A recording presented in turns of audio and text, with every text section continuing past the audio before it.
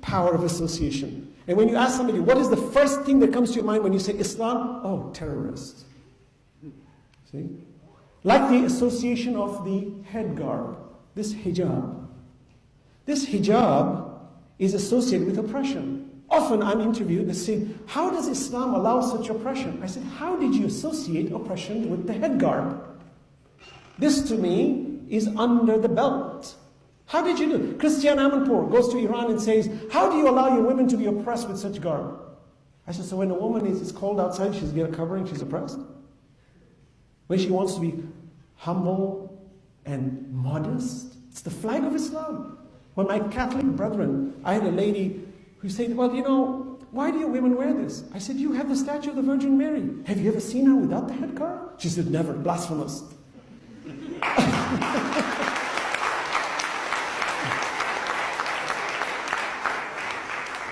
I was once at a temple in the synagogue, and after my presentation on bridges between Islam and Judaism, you know, a man of the Jewish faith asked me, he says, what is this your women are wearing? Like, what is this your women are wearing? A very, you know, pejorative way. What is this? The guy was angry. I said to him in a nice way, I said, you've never seen the movie Moses? He said, yes. I said, the mother of Moses, when she had that garb on, did you ask the same question? He leaned back and says, you're right. I said, the difference is, we've kept it. You haven't.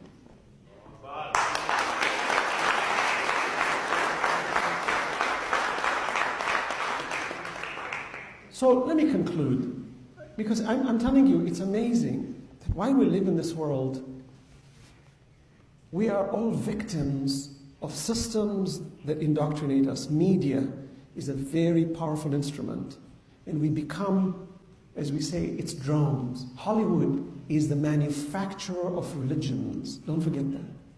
Hollywood is a master of creating political religions, where they will bring movies that are very, at the moment, what is the political agenda of the nation? Movies will come where now we will go and watch them, and we will truly start to believe on what they want us to believe.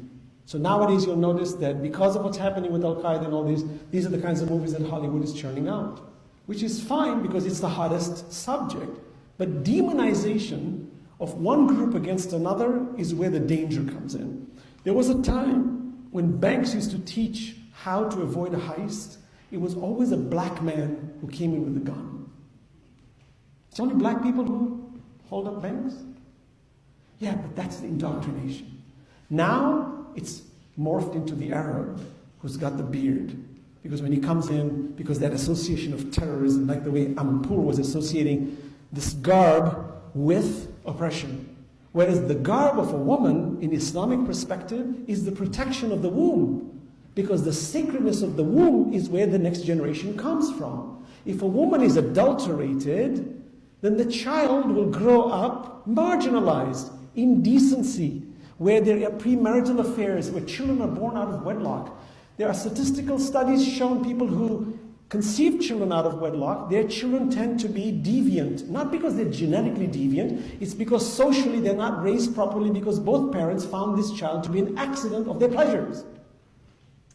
And that's a problem. That if we put the right step forward and say, we're going to marry for the sake of bringing good progeny forward, and therefore the spouses protect each other and bring harmony with dignity and morality, that when a child's morality is shattered, it starts from the parents. If the parents are immoral, then the child naturally has nothing to stand on. But if the parents are moral, then the children tend to be moral. As they say, the fruit doesn't fall far from the tree. So we need to stand up and say, let us promote this morality. It's not an oppression. When I as a Muslim travel and I see a woman wearing that head garb, even when a nun wears it, you know, from the monastery, she's telling me, be modest, look at my garb. It's the garb of modesty. Do not abuse us, and when you look around, look through the eyes of dignity. That's why it's the flag of God when it comes to morality. And I say this to the women. I always say the strongest person on the battlefield is the flag bearer. And the women are the strongest people in public because they're the flag bearers of God's highest morality. Peace.